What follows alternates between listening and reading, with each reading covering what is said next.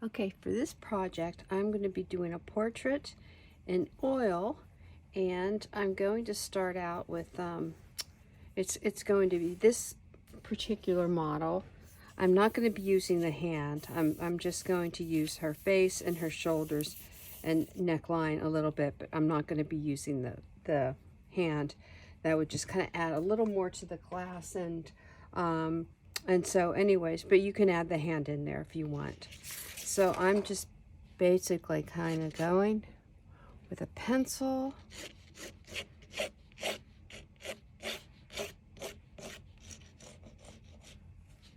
And I'm just going to sketch this out.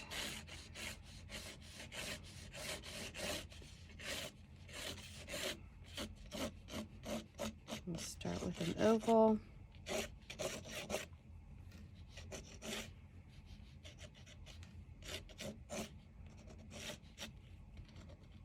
To the neckline.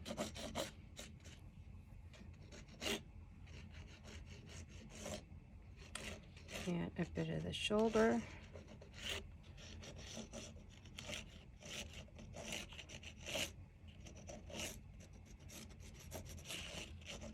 And I can go into that subtle variation later. So just kind of getting everything blocked in here. Since it's a front view, go down the middle, and roughly go down the middle here. And to kind of like measure, what I like to do is just put in the eye and then measure everything according to that eye.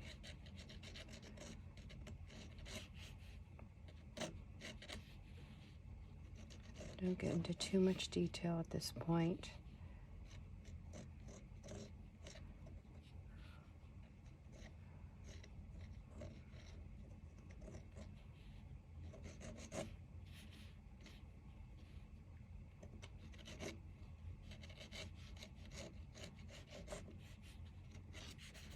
A lot of this will just change. This is all just to put in for as far as just getting the structure and the size and measurements. Because my portraits are not, they're more expressive. I'm not trying to get an exact replication of the photograph. I just want an expression, and I just want this to use it mainly for you know, for lighting and then just a reference to get the measurements of the features in there. So she has a light source that's coming over here, so it's going to be much lighter here, and this will be more in the shade. So okay, so now for the measurement. And you can kind of look at her and, you know, just take a piece of paper. And what I do is I take the size of the eye, the length of the eye, just like this. And mostly for just an ideal portrait, it's usually with the front view, it's 5 eye lengths across. So from here to here would be 1 eye length, and then from here to here would be another eye length. Now, I think her eyes might be a little closer together. So, because when I look at this, her, it doesn't start, well, actually, I mean, a little further apart, because it looks like it doesn't, her eye doesn't start, well, no, wrong. Okay, it is closer together, like I said.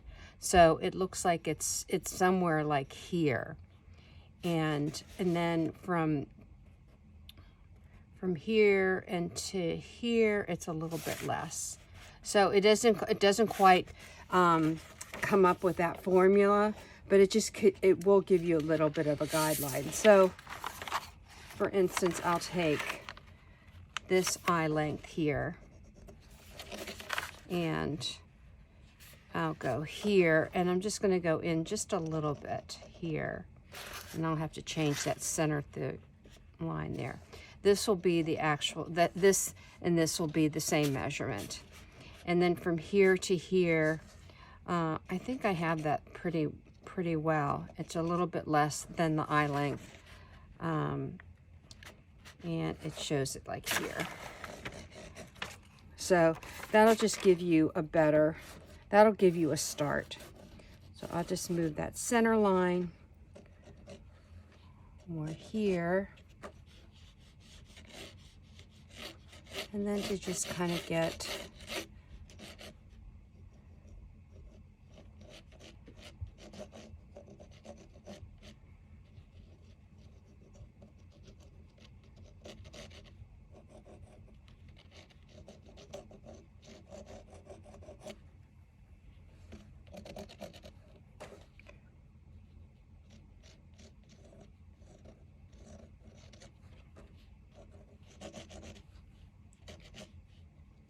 here, and then just do a little bit of the upper eyelid. Okay, so we have that. And then as far as, let's see here. If we put, I'm going to measure the eye with the nose. If it's, okay, it looks like the length of the eye, starting with almost at the tear duct, right there. The nose kind of comes all the way down to an eye length of the eye. So from the tear duct, I'm just going to kind of go here. And it's roughly there.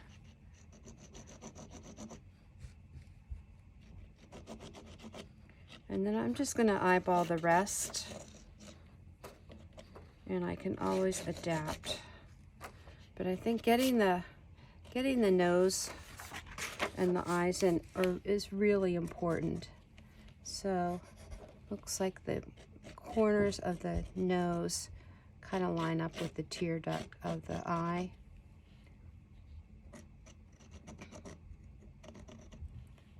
So basically,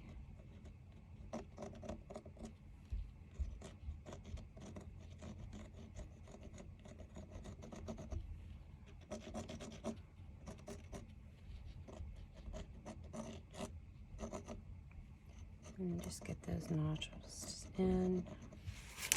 Okay, I am seeing that I better do some kind of measurement with the mouth, or I'm going to be fighting it. So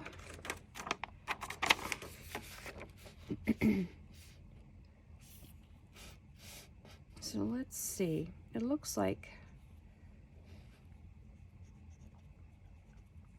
1, 2, 3. Looks like maybe a third of the eye would be the length of where the nose to the mouth starts. So I'm going to just put that measurement right there, like so. And then the edges of the mouth kind of start with where the iris is. So just kind of bring a line down there and a line down there.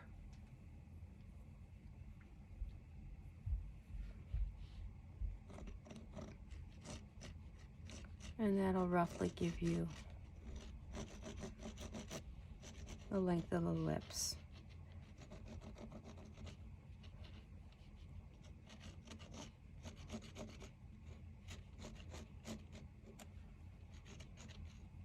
She has very full lips too. One of the reasons I picked her, I like to paint models with nice full lips.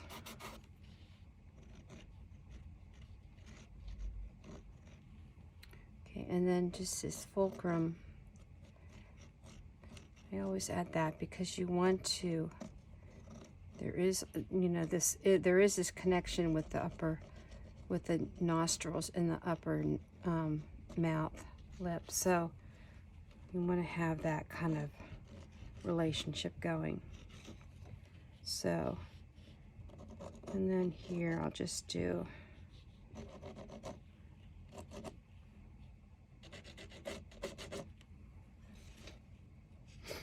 let me see something here.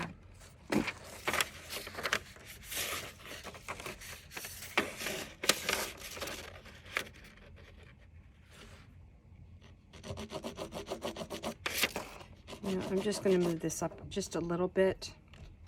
It's a little bit shy of the mouth, just a little bit. I mean, it's the nose is a little bit shy of the length of the eye. So I'm just lifting that up just a little bit. I'm just pulling this up a little bit.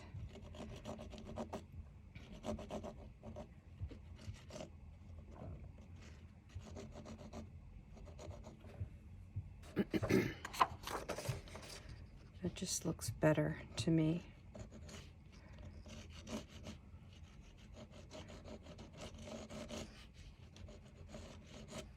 Okay.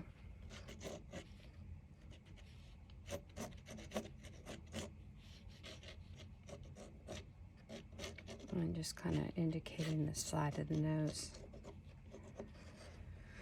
And then putting in the brow.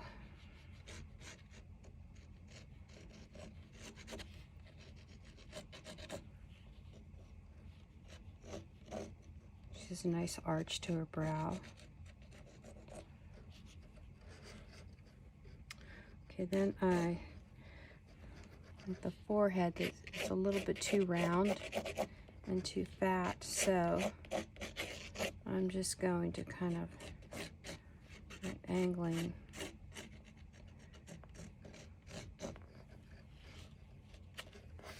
Let me see the measurement of, I measured this to here, and then the brow.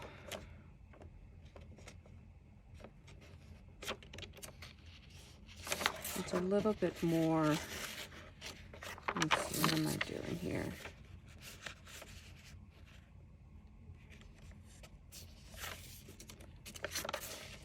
Okay, so that measurement down here.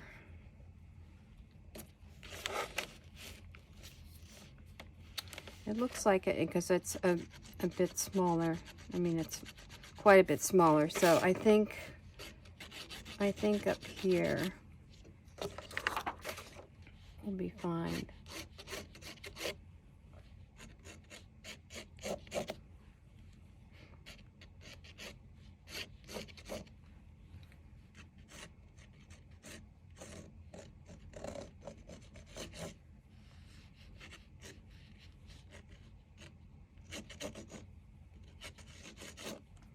Okay, that's too high. I'm going to have to measure this for real. Okay, didn't want to, but I have to. So let's see what we have here. Okay, we have that measurement, and then the measurement from here to here. So it looks like one.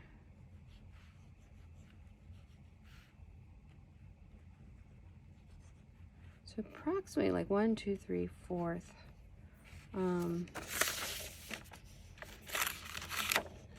If I break that into fourths, then it looks like this would be 1, 2, 3. 3/4 is okay. So the height would be 1, 2, 3, 4, and then the width would be a third of that, approximately. So let me see how that goes here. I'm going to measure here because that's the right measurement. And so this, okay, if I do,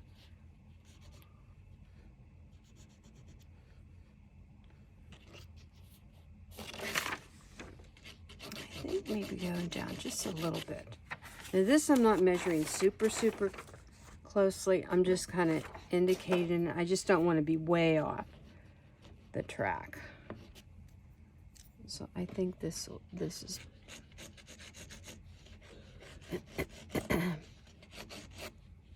plus that there's quite a bit of hair line showing.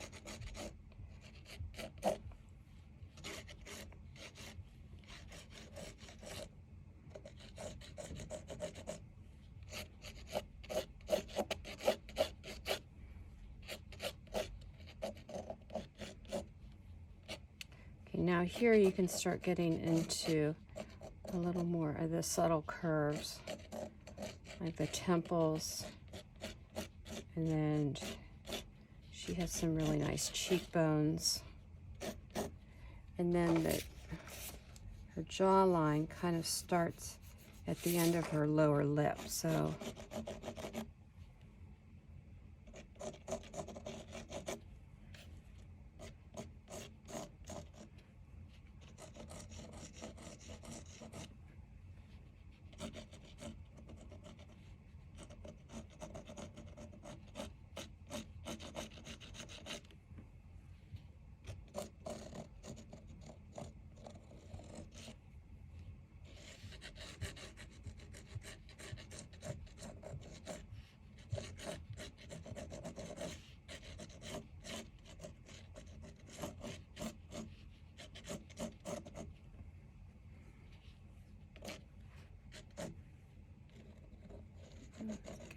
loosen that a little bit. Okay, and then you want to put the placement of the ear. We won't be painting much of that, but that's kind of comes where the kind of the ball of the nose there, and then up to, you can't really see it, but it's pretty much to the brow. So just a little indication of her ear.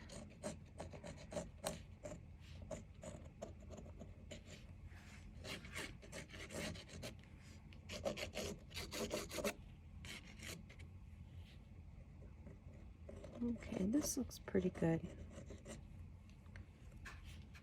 All right, now her neck though is too thick. So let's see, if I go in here, looks like the end of her eye is where the neck starts to come down.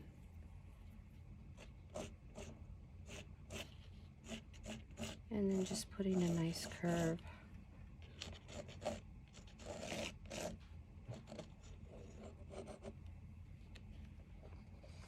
Same here.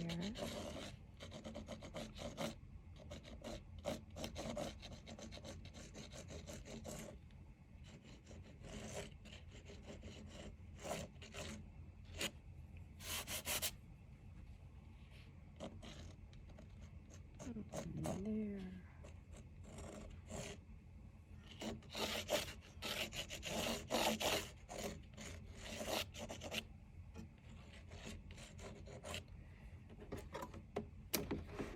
You can put a little indication of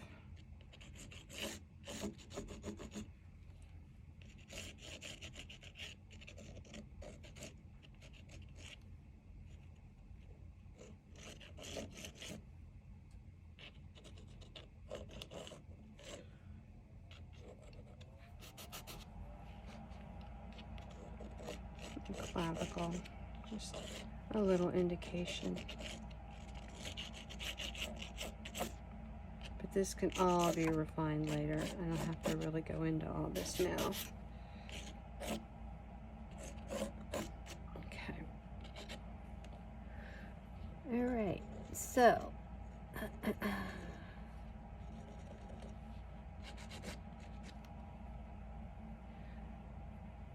make sure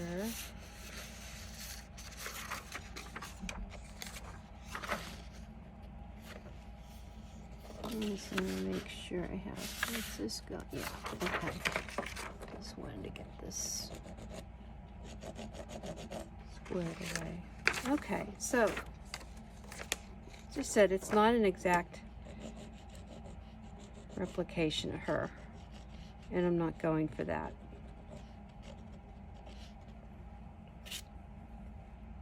But it does give you enough information that it'll work for me as a painting. And always make sure that's all like level, because that can always, oftentimes with the eyes, get wonky with where they're laid out. Then you have to fight with that. So constantly just kind of go and see how this, you know, this is lining up with each. Although you want that line work to, you want it to line up pretty much. Okay, so that is good enough for me. And so now what I'm going to do is I'm going to mix some paint and just do an underpainting of her. And I have the list of all the colors I'm using. And I'm going to just go with like iron oxide and maybe a little bit of raw umber. And then I want to use, I mean, you can use linseed oil, you can use terpenoid. I'm going to try this new product, Oleo Gel. It's an oil painting medium, and it's a solvent-free gel medium of linseed oil. And I've never used it before, so I'm practicing with this with you guys. It's called a clear pale amber gel that adds transparency to oil, resin oil, and alkaloid paints. Does not significantly slow the drying time when unless added in large amounts. Okay, so I'm going to use this as a medium to move the paint around, to do an underpainting. And I'm not sure if I'm going to add white to this, or if it's just going to be from, you know, wiping some of the paint off to get the values, but we'll see as I get started. So I'm going to get my palette ready and then I'll come back. Okay, so here we go, and I'm just speeding this up a little bit, but I'm just getting the combination of those two colors with that medium, and just starting out with the shadow. I'm using a bristle brush with this, and then the bristle brush is firmer, so it just has a different way of applying the paint. It has more of a grip on the substrate, whereas if you use a natural or a nylon brush, it kind of smooths onto the surface, where this one you can really push it into the surface and it has like a grip to it, where the other, it just is more of a slide. So that's the different feel of the brushes and the application. So, but just roughly going in there.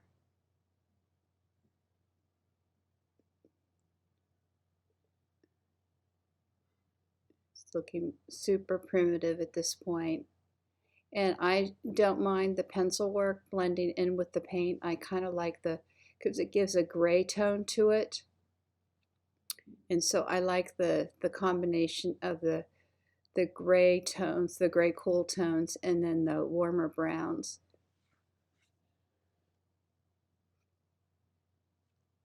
So I just leave it there. I don't fix the pencil marks at all.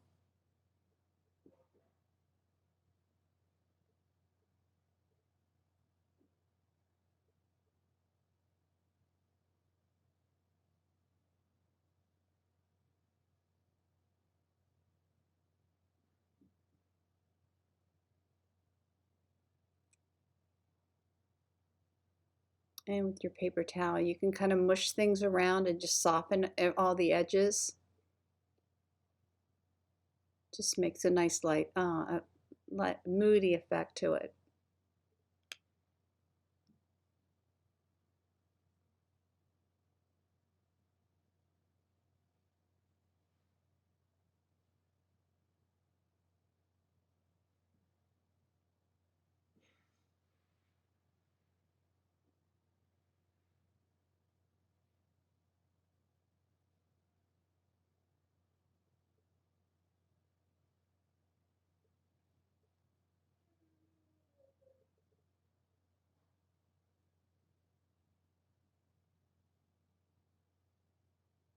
This is just an exploration of working with different mediums, and it's brainstorming. It's like how will the pencil mark mix in with the paint? How does that feel? How does that look? Okay, I'm going to try it and see if I like it. And I like it. Not all my brainstorming ideas come to fruition, but some of them do. So, and it's all about experimentation.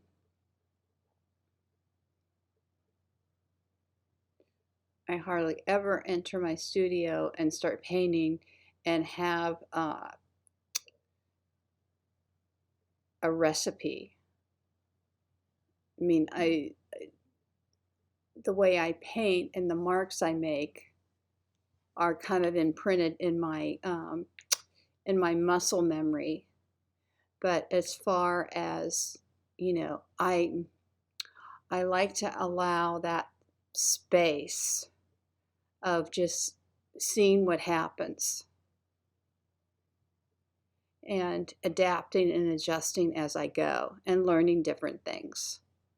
Like you'll see later on in this video, I use these scrubber brushes that, you know, usually use those for like to scrub out paint, and I found that they were really good application, painting application. I was able to put the paint down almost thick, in a thick manner, which I was looking for, and it was just, I just saw those scrubby brushes in my, you know, in my brush supply, and have never used them. And so then when I thought, okay, I want something that will apply the paint. I don't want it to move around. I want it to be kind of thick, and this brush works. It just works. And I'll have a link of what I'm talking about in the post. But yeah, that was one of the things, and I try and do that every time I paint something, whether the result is a fail or a success. I always try and look for something new that I discovered. And so that way it just keeps my mind open, and it doesn't close me off to like, oh, you know, this was a failure. This didn't work. I'm not an artist. I can't paint. You know, who do I think I am? That kind of negative self-talk. I turn it around and think, okay, well, you know, this is what you learn from this. And so you take away, you know, one or two things like that, and that's gold. I mean, that's better than, you know, the final project. And that's how I approach all my art. I don't, I mean, I do want my paintings to be a success, but it's really the process and the journey of what's going on as I'm painting and creating that's really the juicy part of you know, where my head is, where I find the most excitement. Okay, so you see I'm just applying paint, and then I get my paper towel and just kind of mush things around, just making it a little moodier looking and soften it. You can also use a fan brush, and I'll be using a fan brush later on in the project.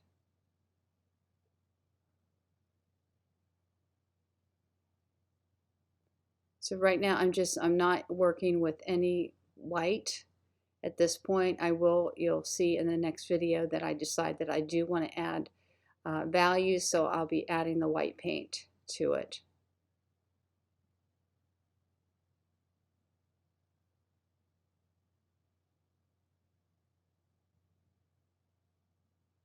And I like this medium. I think it feels really nice.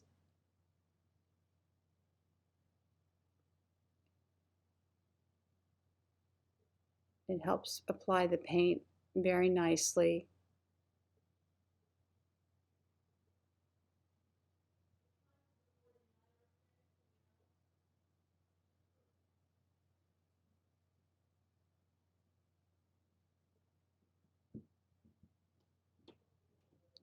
Just want to get some line work in.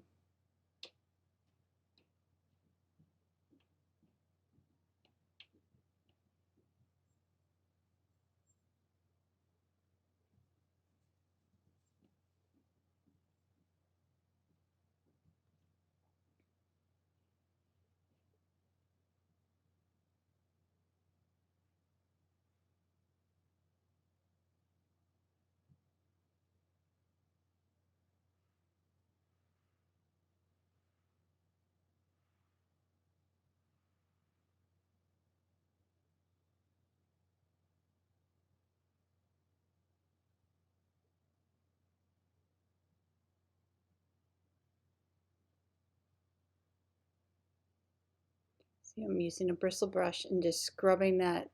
It's like scrubbing. It's scrubbing the paint into it.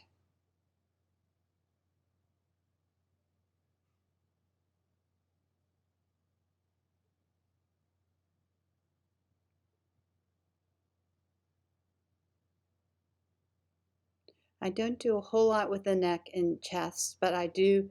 There's just an indication of what's going on.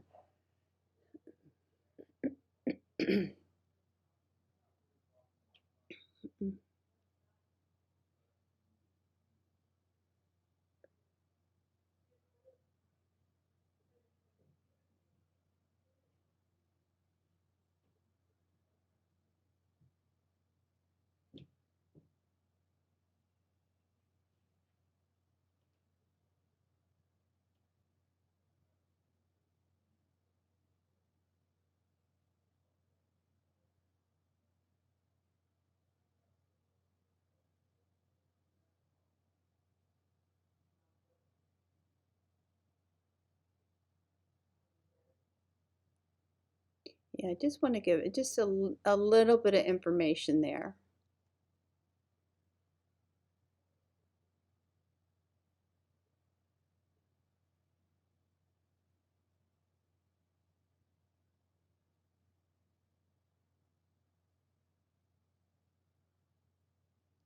And her hand is in the way there, but I kind of understand what's going on underneath, so I just do the best I can.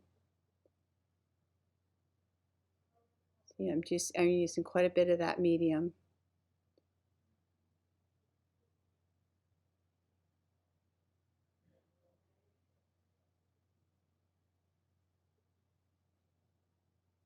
And just scrub it in there.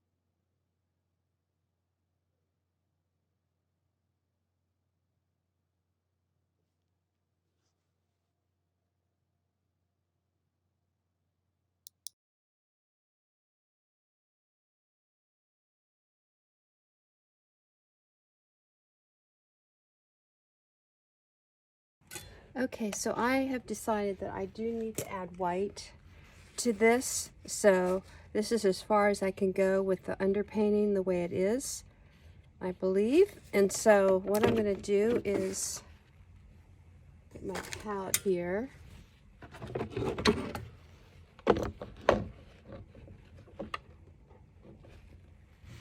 Kind of a messy palette, but it's a palette.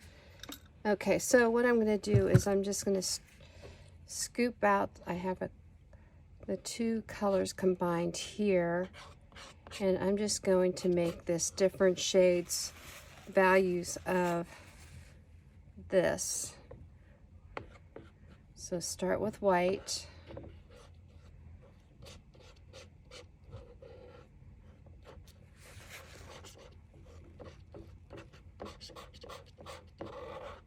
I probably shouldn't have started with that much white, so I'm going to put this down here for a lighter value.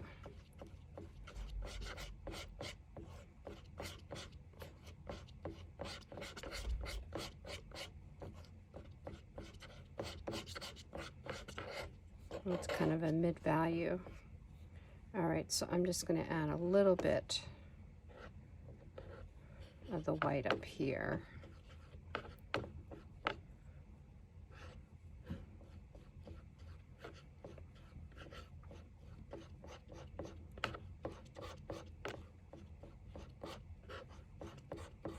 Really make sure you mix it well.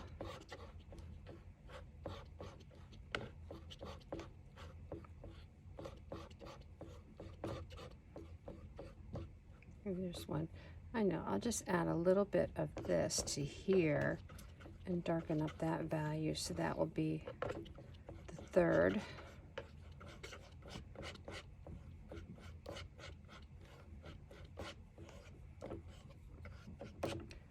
And add white.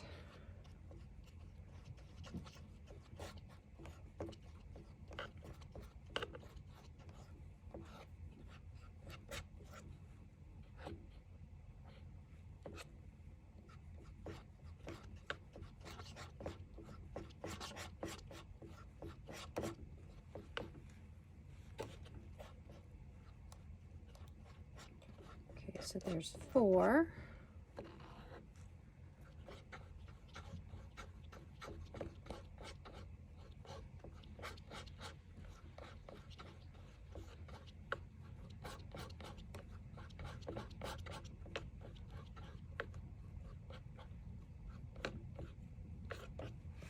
And then we'll do one more, which will be a really light value.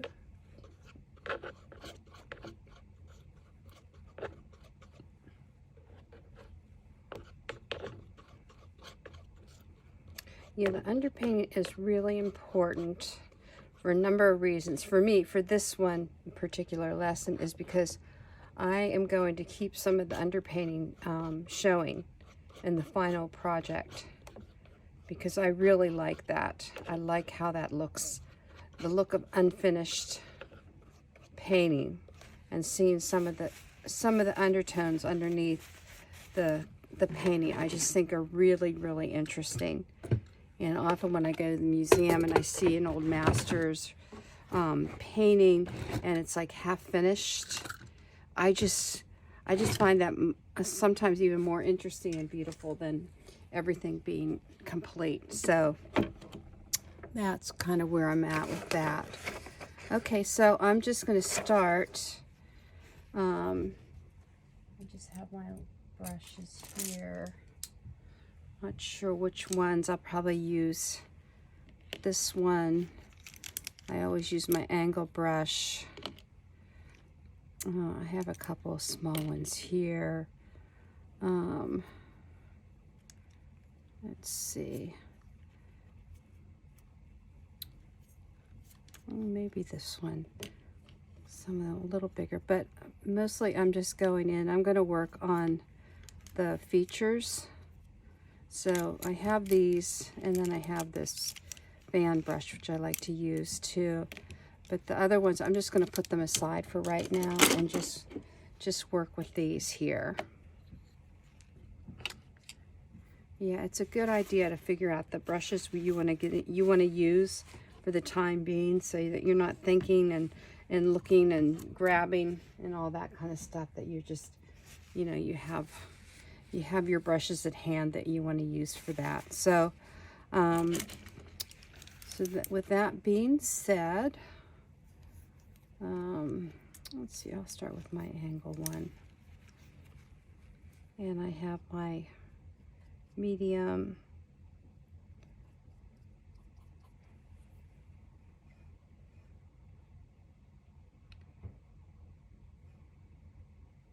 I'm just going to work on some of the dark, but then I also want to go in here. That one of the reasons I decided to change to using white in the palette is because I didn't have enough highlights, and so I wanted to show that in the eyes in particular.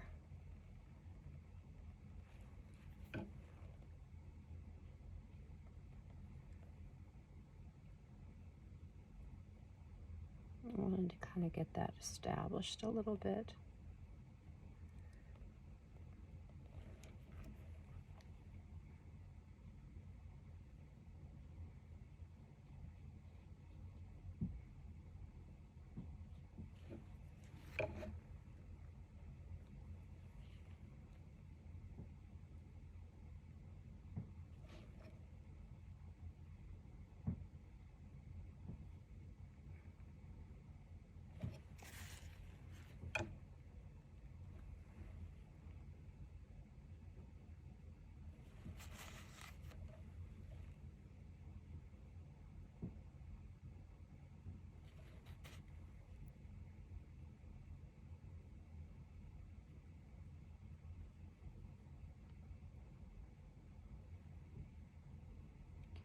Okay, so I'm just going to work on the eyes for a little bit and then move on to the nose and the mouth, and then go back and forth and just get these a little more refined. So that's what I'm up to.